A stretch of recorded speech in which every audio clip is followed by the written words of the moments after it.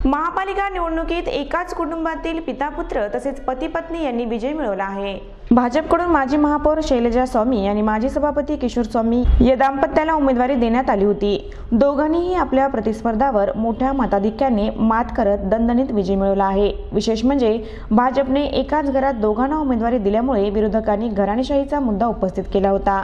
मात्र जनतेने कौल देत विजयी केले आहे। हा विजय घराणेशाहीचा नसून आम्ही गेल्या काळात केलेल्या विकास कामावर जनतेने शिक्कामोर्तब केले आहे, अशी प्रतिक्रिया शैलजा स्वामी आणि किशोर स्वामी यांनी दिली।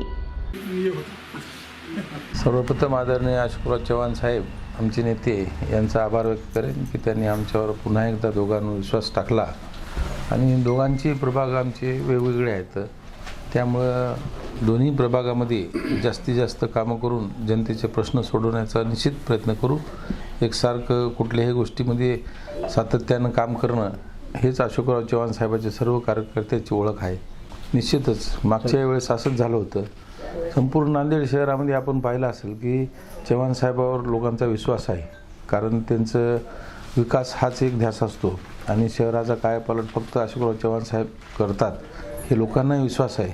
म्हणून पॅनल टू पॅनल लोकांनी मतदान करून सर्वांना विजयी केलेला आहे। लोकांचा आमच्यावरती असलेला विश्वास आणि लोकांचा अशोकराव चव्हाण साहेबांवरती असलेला विश्वास हेच आमच्या पूर्ण शहरभरातल्या यशाचं रहस्य आहे। कारण लोकांना माहिती आहे की खासदार अशोकराव चव्हाण म्हणजेच नांदेड आणि नांदेड म्हणजेच खासदार अशोकराव चव्हाण।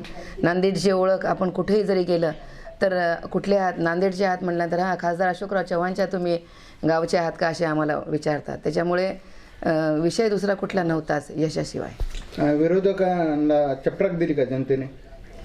नाही, आमच्या कामाला पावते असं म्हणेन मी की ही विचारांची लढाई असते आणि लोक ज्याच्यावरती विश्वास आहे किंवा जो उमेदवार काम करणार आहे, जो नगरसेवक, त्याच्या पाठीशी जनता निश्चित असते। नाही, घराणेशाहीच्या वरती टीकेवरती लोकांनीच त्यांना उत्तर दिलेलं, त्याच्यामुळे मला बोलण्यासारखं काही नाही आहे त्याच्यामध्ये आता।